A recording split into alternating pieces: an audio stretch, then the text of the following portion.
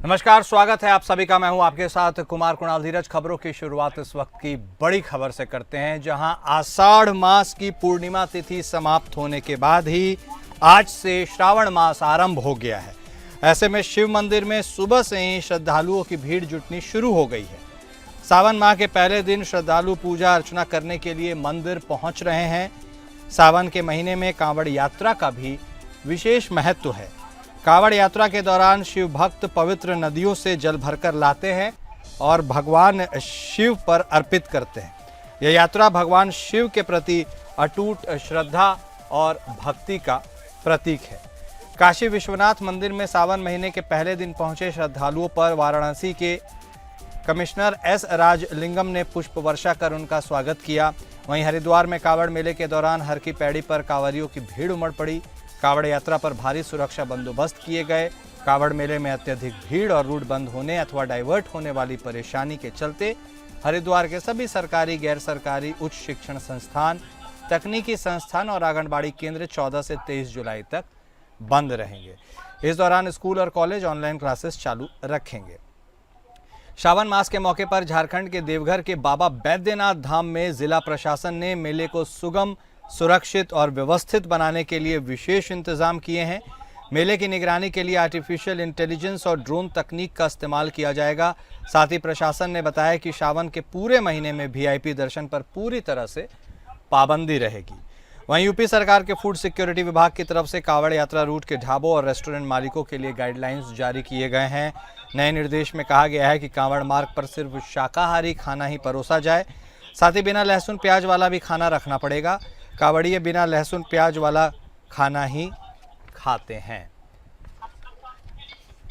देखिए, हम आपको दिखा रहे हैं महाकाल उज्जैन से लाइव तस्वीरें, और यह अतुलनीय तस्वीरें हम आपको टीवी स्क्रीन पर लगातार दिखा रहे हैं। श्रावण मास की शुरुआत आज से हो चुकी है और ऐसे में तमाम शिवालय, वहां पर भक्तों का उमड़ना लगातार जारी है। बहुत बड़ी संख्या में भक्त उमड़ रहे हैं और ऐसे में वहां पर जितनी भी सुरक्षा व्यवस्था है और इंतजाम है, उसको लेकर के भी विशेष तैयारी की जा रही है। ये सीधी तस्वीरें हम आपको दिखा रहे थे महाकाल उज्जैन से। इसके साथ ही कांवड़ यात्रा का भी अपना विशेष महत्व है और कांवड़ यात्रा के रूट को भी सुगम बनाने के लिए वहां पर तमाम तैयारियां की गई हैं।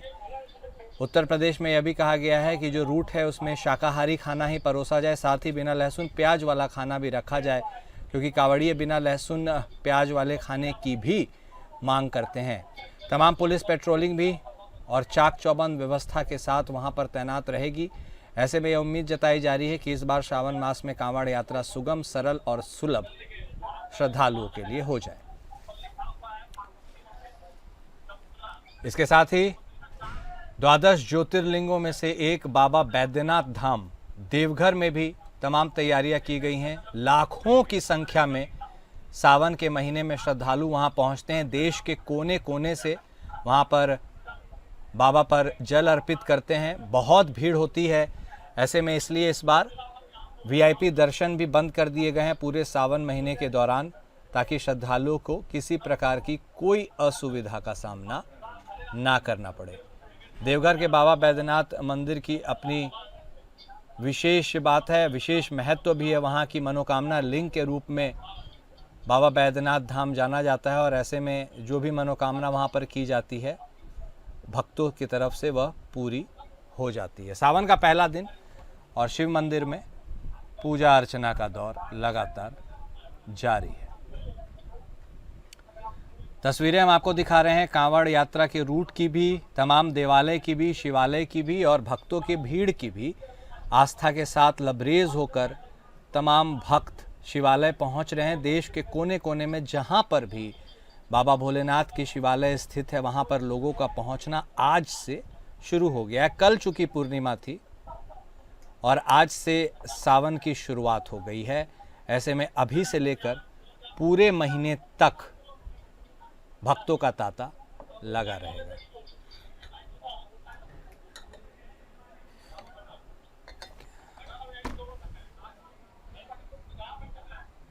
ये तस्वीरें हम आपको दिखा रहे हैं लगातार आपके टीवी स्क्रीन पर। शिव मंदिरों में पूजा अर्चना का दौर जारी है और सुबह से ही श्रद्धालुओं की भीड़ है। काशी विश्वनाथ मंदिर में भी श्रद्धालुओं की विशेष भीड़ देखी जा रही है। वहां पर पुष्प वर्षा भी की गई है श्रद्धालुओं के ऊपर। सावन के महीने में कांवड़ यात्रा का भी अपना विशेष महत्व है और उस पूरे रूट पर भी चाक चौबंद व्यवस्था की गई है। इसके साथ ही हरिद्वार में हर की पैड़ी पर भी कांवरियों की और श्रद्धालुओं की भारी भीड़ उमड़ पड़ी है।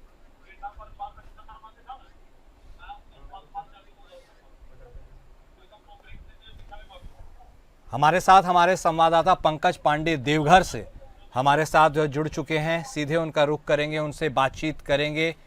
पंकज, आज से वह तिथि की शुरुआत हो गई है जिसका तमाम शिव भक्त बेसब्री से पूरे साल इंतजार करते हैं, यानी सावन महीने की शुरुआत। मनोकामना लिंग बाबा बैद्यनाथ धाम देवघर के क्या नज़ारे आप देख सकते हैं, कैसा माहौल है, कैसी व्यवस्था है? माहौल तो ये देवघर बाबा मंदिर के प्रांगण में है और वही बात माहौल की तरह तो माहौल खुशनुमा है। ऊपर से रिमझिम हल्की हल्की बारिशें हैं और ठंडापन कुहासा टाइप का मौसम किया हुआ। और कहे बात करें तो श्रद्धालुओं का सुबह से ही शिव मंदिर में तांता लगा हुआ है। और अभी बात करें बाबा बैद्यनाथ की लाइन की तो यहाँ तकरीबन मंदिर से बाहर 3-3.5 किलोमीटर तक की अभी तक लाइनें लग चुकी है। और बात करें प्रशासन की सुविधा की या प्रशासन के द्वारा निगरानी की तो चाक चौबंद की व्यवस्था की गई है। और ऐसे में किसी भी श्रद्धालुओं को कोई दिक्कत ना हो, मंदिर प्रबंधक, जिला राज्य सरकार, जिला प्रशासन सभी कहा जाए तो किस तरह से आने वाले श्रद्धालुओं को किसी तरह जल अर्पित करने में कोई परेशानी ना हो, उस पर खास ध्यान दिया जा रहा है। पंकज, इस बार कोई विशेष तैयारी या पिछले साल की तरह वही तैयारियों को दोहराया गया है? क्या वीआईपी दर्शन इस बार भी बंद रहेंगे और क्या अर्घा सिस्टम जो वहां पर होता है वो इंस्टॉल कर दिया गया है? जी, अर्घा सिस्टम आज से ही इंस्टॉल कर दिया गया और वीआईपी पूजा जो है वीवीआईपी से बंद कर दिया गया 1 महीना के लिए, क्योंकि यहाँ लाखों के श्रद्धालु जो आते हैं उनको वीवीआईपी पूजा में जो लेट लगते हैं, घंटों 2 घंटों लेट लग जाते हैं, जिसके चलते यहाँ लाखों कांवरिया जो आते हैं, श्रद्धालु आते हैं, उन्हें काफी परेशानी करना पड़ता है। यह देखा गया है पंकज कि हर बार लाखों की संख्या में हर रोज वहां श्रद्धालु पहुंचते हैं। ऐसे में इस बार भीड़ की तादाद की क्या स्थिति को आंका गया है? क्या पिछले बार के रिकॉर्ड टूटेंगे? कितने श्रद्धालुओं के पहुंचने की उम्मीद है और आज क्या हाल है? बात करें तो सावन की या हर एक साल भीड़ के मामले में, श्रद्धालुओं के मामले में बात करें तो हर एक साल बढ़ती जाती है। ये यहाँ घटने कम होने की संभावना आज तक कभी नहीं हुई है। सुल्तानगंज से ही लोग जल लेकर चलते हैं, 100 किलोमीटर से ऊपर का रास्ता। ऐसे में उस पूरे कांवड़ रूट के बारे में बताइए। पैदल रास्ता, हाँ, 108 किलोमीटर पैदल तय करके आते हैं श्रद्धालु। और पूरे रास्ते की बात करें तो सुल्तानगंज से देवघर तक में बाबा मंदिर पहुंचने तक में एक ही नारा, बोल बम बोल बम। अब इधर बोल बम, अब इस नारा से देवघर से लेकर सुल्तानगंज तक मैं, चूंकि काफी लंबा यात्रा रहता है, ऐसे में कांवड़ रूट पर भी विशेष तैयारी की गई है पंकज। ये कांवड़ रूट की बात करें तो कल प्रशासनिक उद्घाटन भी हुआ। हमारे झारखंड के ड्रिफ्टिंग मंत्री के द्वारा, स्थानीय विधायक थे, जिला प्रशासन की पूरी टीम थी। और ऐसे में देखा जाए डुमा बॉर्डर जो हमारे झारखंड की बॉर्डर पड़ता है, वहां से लेके बाबा मंदिर तक की हमारे यहाँ के उपायुक्त डीसी महोदय के द्वारा आए दिन निरीक्षण किया जा रहा। और व्यवस्था की बात करें तो चारों चौकबंद है कि किसी भी श्रद्धालु या किसी भी भक्त को कोई तरह की परेशानी ना हो। बहुत धन्यवाद पंकज पांडे आपका हमारे साथ जुड़ने के लिए और विस्तार से जानकारी हमारे दर्शकों को देने के लिए। और इस बीच अगली बड़ी खबर उत्तर प्रदेश से आ रही है, जहां महाकुंभ को लेकर के अब कांवड़ यात्रा की तैयारी की जा रही है। यह बड़ी खबर हम आपको बता रहे हैं, जहां महाकुंभ की तर्ज पर उत्तर प्रदेश पुलिस ने कांवड़ यात्रा की सुरक्षा के पुख्ता बंदोबस्त किए हैं। डीजीपी राजीव कृष्ण के निर्देश पर कांवड़ यात्रा के लिए 70,000 से अधिक सुरक्षा कर्मियों की तैनाती की गई है। साथ ही यात्रा मार्ग की चप्पे चप्पे की निगरानी 29,454 सीसीटीवी और 395 ड्रोन्स लगाए गए हैं। इसके अलावा 1,222 पुलिस सहायता केंद्र और कंट्रोल रूम के साथ 1,845 जल सेवा केंद्र और 829 चिकित्सा शिविर का भी इंतजाम किया गया है। महिला कांवड़ियों से अभद्र व्यवहार होने पर भी त्वरित कार्रवाई की जाएगी। डीजीपी ने बताया कि मुख्यमंत्री आदित्यनाथ द्वारा कांवड़ यात्रा को सुरक्षित, सुगम और सकुशल संपन्न कराने के निर्देश दिए गए हैं। इसी क्रम में यात्रा मार्ग, कांवड़ शिविर, भंडारे और श्रद्धालुओं की सुरक्षा और सुविधा के दृष्टिगत व्यवस्था की गई है।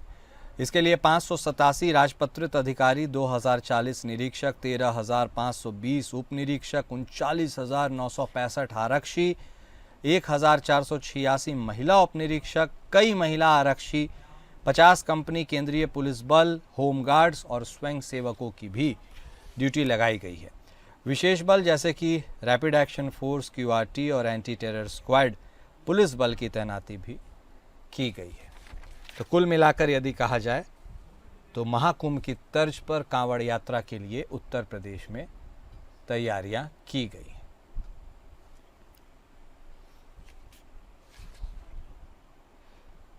इसके साथ ही आपको यह भी बता देते हैं कि ड्यूटी में लगे जितने भी आरक्षी हैं, इन सभी को निर्देश दिया गया है कि मुस्तैदी से अपनी ड्यूटी करें। प्रबंधन के बारे में भी बताया गया है। शिविरों के प्रबंधकों से समन्वय स्थापित करने के लिए और सुरक्षा के दृष्टिकोण से एंटी सबोटाज चेकिंग करने के लिए भी सीसीटीवी लगाए गए हैं। हमारे विशेष संवाददाता आनंद सिंह भी हमारे साथ फोन लाइन पर जुड़ चुके हैं।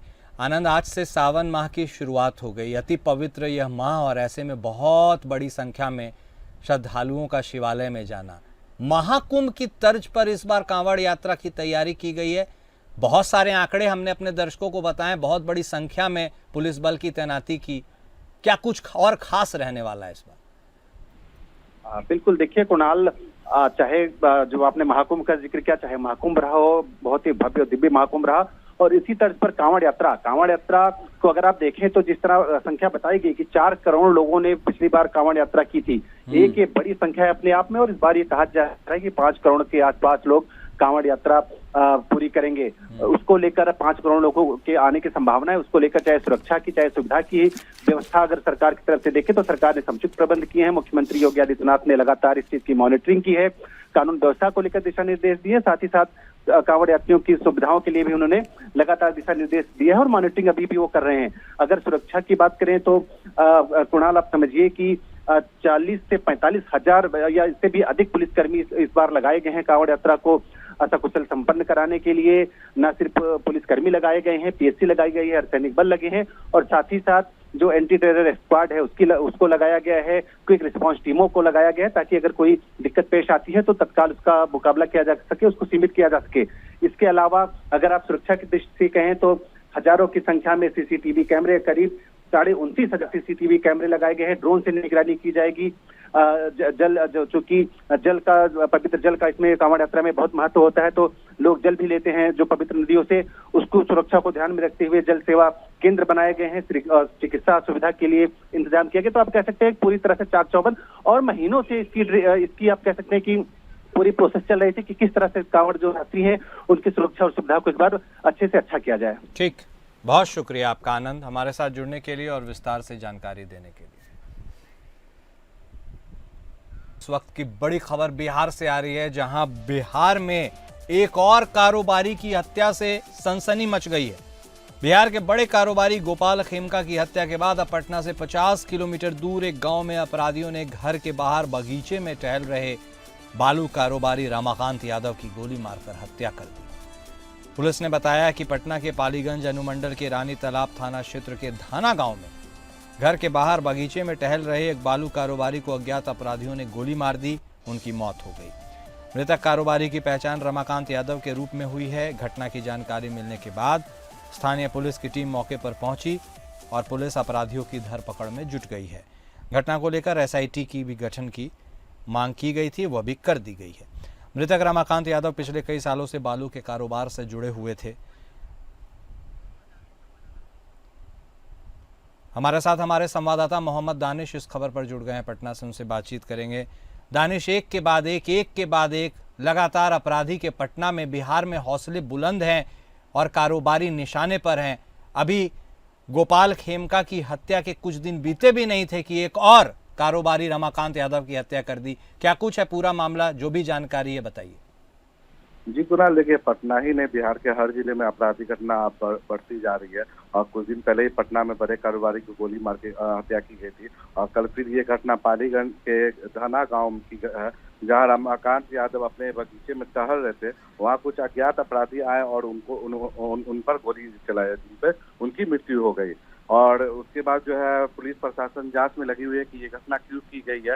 मगर उनके परिवार के द्वारा एक बयान दिया गया था कि कुछ वर्ष पहले भी उन पर हमला हो चुका था, तो उसी की रंजिश में ये चीज है, या बालू के कारोबार से लेकर है या आपसी रंजिश है, तो ये पुलिस जांच कर रही है। पर बिहार पुलिस में एक तरह से यह है कि महकमे में जो है हड़कंप मची हुई है कि जो जिस तरह से बिहार के हर जिले में ऐसी घटना हो रही है, तो बिहार पुलिस विचार रही है कि लगातार अपराध को रोका जाए। आप देख, यही है कि कल देर शाम पटना के वेटनरी कॉलेज में भी सेकेंड ईयर के स्टूडेंट पर गोली चलाई गई, मगर उनके हाथ पर गोली लगने से कोई बड़ी नुकसान नहीं, उनका एक इलाज निजी हॉस्पिटल में चल रहा है। यही सूरत हाल है कानून व्यवस्था की। और इधर मृतक के भतीजा ने भी कहा है कि 15 साल पूर्व उनके पिताजी उमाकांत यादव की भी गोली मारकर हत्या कर दी गई थी और प्रशासन बिल्कुल चुप है। आप बने रहिएगा दानिश हमारे साथ, आगे भी हम आपसे अन्य खबर पर बातचीत करेंगे। फिलहाल इस जानकारी के लिए आपका शुक्रिया।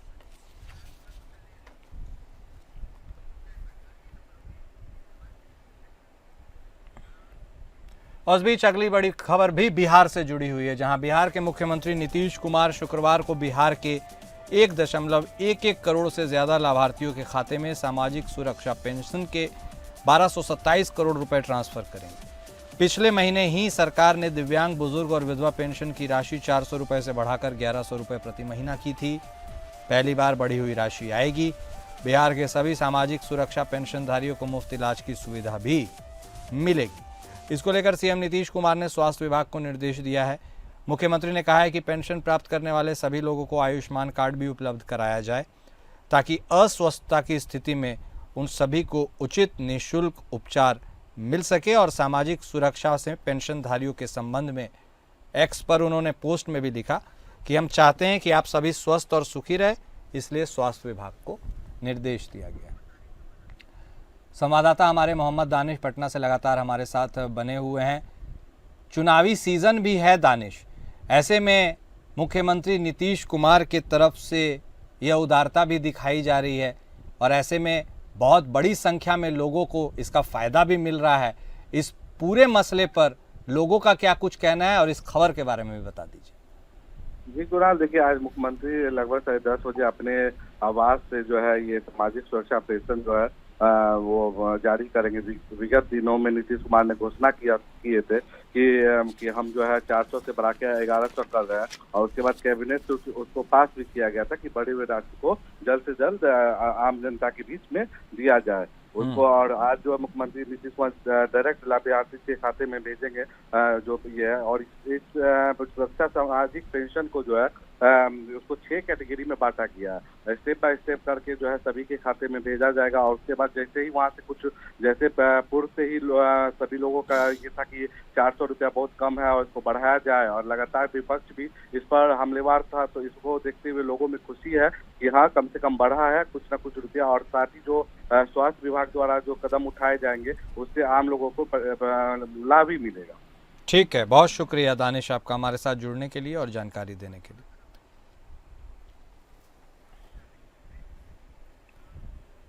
इस बीच अगली बड़ी खबर झारखंड की राजधानी रांची से आ रही है, जहां रांची में आयोजित पूर्वी क्षेत्रीय परिषद की 27वीं बैठक में शामिल होने के बाद केंद्रीय गृह मंत्री अमित शाह ने झारखंड बीजेपी के शीर्ष नेताओं के साथ एक महत्वपूर्ण और गोपनीय बैठक की। दिल्ली रवाना होने से पहले हुई इस बैठक में संगठनात्मक रणनीति, आगामी चुनावी तैयारियों और राज्य की वर्तमान राजनीतिक स्थिति पर चर्चा हुई। इस बैठक में प्रदेश संगठन महामंत्री, पूर्व मुख्यमंत्री प्रदेश अध्यक्ष बाबूलाल मरांडी और पूर्व सीएम चंपई सोरेन भी मौजूद थे। पूरी तरह से यह गोपनीय रखी गई, लेकिन सूत्रों के अनुसार इसमें झारखंड और बिहार की राजनीतिक परिस्थितियों पर चर्चा की गई। साथ ही बिहार विधानसभा में झारखंड बीजेपी नेताओं की संभावित भूमिका पर भी मंथन हुआ।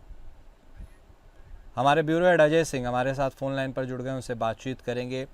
जी अजय, मौका तो पूर्वी क्षेत्रीय परिषद की बैठक का था, लेकिन एक गोपनीय बैठक भी हो गई। अब इसकी जानकारी में क्या कुछ निकल कर सामने आ पाया, कुछ पता चला है इस गोपनीय बैठक में क्या चर्चा हुई? देखिए कुणाल, जो क्षेत्रीय परिषद की जो बैठक थी, इसमें जब गृह मंत्री अमित शाह जब झारखंड दौरे पर आए, झारखंड आए, तो उन्होंने वो जो ये जो रायशुमारी जो की थी, उनका उन्होंने कहा कि प्रयास जो है, ये जो क्षेत्रीय परिषद की जो बैठक है उसका प्रयास जो है सहकारी संघवाद को मजबूत करना है और 31 मार्च 2026 तक को देश से नक्सलवाद से मुक्त करने की, यह संकल्प करने की है। इसी कड़ी में उन्होंने जो है वो जो है जब वो परिषद की बैठक जब खत्म होती है तो वो भाजपा के जो प्रधान कार्यालय है वहां जाते हैं, क्योंकि यहाँ पे जो है अभी जो है प्रदेश अध्यक्ष की, भाजपा के प्रदेश अध्यक्ष की लंबे समय से जो है प्रदेश अध्यक्ष की जो है वो वेटिंग है। इसमें जो है कई एक नाम है जो हवा में जो तैर रहे हैं। तो सबसे पहले जब भाजपा के गृह मंत्री जब वो पहुंचते हैं और वहाँ जो है तो अलग अलग लोगों से के साथ मिलते हैं, और जब सबसे पहले जो है वो जो पूर्व मुख्यमंत्री थे और उड़ीसा के राज्यपाल थे रघुवर दास, उनसे उनकी मुलाकात होती है और एक लंबी बातचीत चलती है। दूसरे उसके बाद जो है सो वो जो संगठन मंत्री हैं, जो प्रदेश के संगठन मंत्री करमबीर सिंह, उनके साथ उनकी वार्ता होती है, बाबूलाल मरांडी के साथ वार्ता होती है, और इस तरह से जो बातें जो खुलकर जो छन कर जो सामने आ रही है कि उसमें जो है वो प्रदेश अध्यक्ष के लिए, चूंकि एक बात और जो है वाली बात होती है, गौरतलब बातें हैं कि पिछले सप्ताह जो है जो राष्ट्रीय संगठन मंत्री थे जो BL संतोष, वो झारखंड के दौरे पर आए थे, तो उनका ये जो प्रयास था कि प्रदेश अध्यक्ष, नए प्रदेश की नियुक्ति कौन सा नया प्रदेश अध्यक्ष हो, तो इसी के लिए वो गए थे। इसी दरमियान जो फिर से है, इसमें 3-4 नाम जो है हवा में तैर रहे हैं, जैसे एक MP हैं, एक MP हैं, एक जो है वर्तमान MP मनीष जायसवाल है, आदित्य साहू है। ठीक है अजय, ठीक है, बहुत धन्यवाद आपका हमारे साथ जुड़ने के लिए और बातचीत करने के लिए।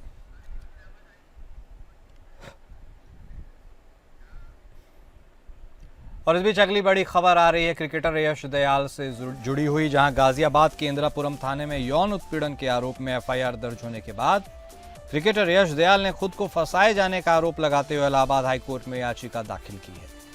यश दयाल के खिलाफ महिला की शिकायत पर 6 जुलाई को गाजियाबाद के इंदिरापुरम थाने में BNS की धारा 69 के तहत मामला दर्ज किया गया है।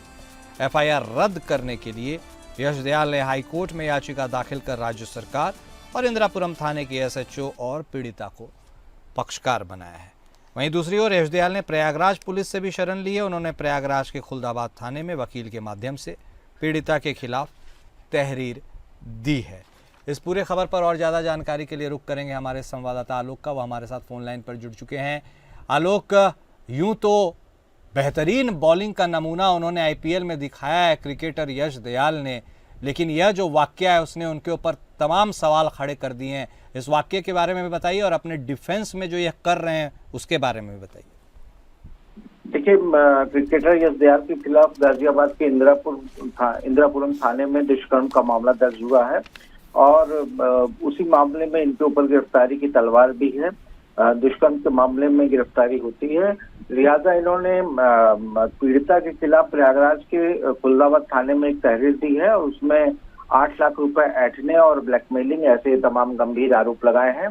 और दूसरी तरफ इलाहाबाद हाईकोर्ट में याचिका दाखिल की गई, जिसमें जो इंदिरापुरम थाने में दर्ज प्रथम सूचना रिपोर्ट है उसको निरस्त करने की, रद्द करने की मांग की गई है और साथ ही पूरे मामले की निष्पक्ष जांच की भी मांग की गई है। तो एक याचिका भी दाखिल की है, साथ ही खुलदाबाद थाने में तहरीर दी है।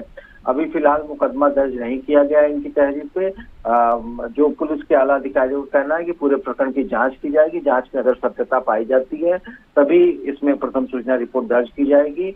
आज देखना है कि इन्होंने जो याचिका दाखिल की है उस पर सुनवाई हो पाती है या नहीं हो पाती है।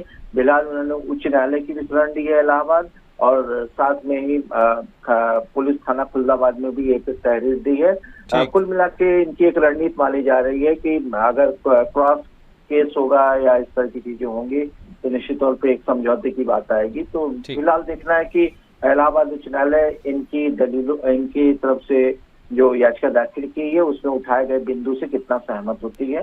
तो फिलहाल आज सुनवाई के बाद ही स्पष्ट होगा। बहुत धन्यवाद आलोक सिंह हमारे साथ जुड़ने के लिए और जानकारी देने के लिए।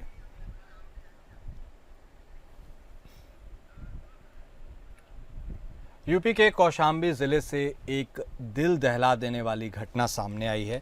यहाँ 3 साल से लिव इन रिलेशनशिप में रह रहे प्रेमी ने शादी के दबाव में आकर अपनी प्रेमिका की हत्या कर दी और शव को यमुना नदी में फेंक दिया।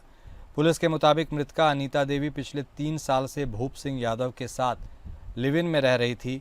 आरोपी भूप सिंह यादव ने पहले महिला को ट्यूबवेल और ज़मीन और ट्रैक्टर देने का झांसा दिया, लेकिन बाद में महिला की डिमांड से परेशान होकर उसने उसकी हत्या कर शव को यमुना नदी में फेंक दिया। पुलिस ने आरोपी भूप सिंह को गिरफ्तार कर जेल भेज दिया। पहले 11 दिसंबर के पहले उसके संबंध था, उसके बाद हमारा कोई संबंध नहीं है। जो हमारे नसीब में होगा हमसे कुछ पूछिए, हमारा डिस्टर्ब नहीं करते थाने में, तो हम कुछ हमारे उस व्यक्ति को पकड़ा जाता है जिसके साथ ये महिला रह रही है, तो उसने पूरी बात बताया है। उसने उस महिला की हत्या करके उसकी डेड बॉडी को महवा घाट अंतर्गत यमुना नदी में उसी जो पुल है उससे नीचे फेंक दिया था।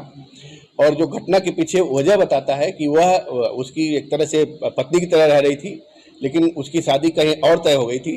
ये वहाँ शादी उसका नहीं करने दे रही थी, लगातार उस पर दबाव बना रही थी कि वो उसको ही अपने साथ रखे, उसको अपने या तो उसके अपने ज़मीन का हिस्सा दे, अपने ट्यूबवेल का हिस्सा दे, उसको ट्रैक्टर खरीद के दे।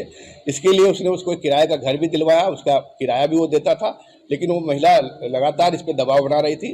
इसके पास और कोई रास्ता नहीं रहा। सोचा कि अगर इसको हम नहीं मारेंगे तब फिर मेरी शादी नहीं हो पाएगी। यूपी के कौशाम्बी जिले में फर्जी दस्तावेज बनाकर ठगी करने वाले गिरोह का मंझनपुर पुलिस और एसटीएफ की संयुक्त टीम ने पर्दाफाश किया।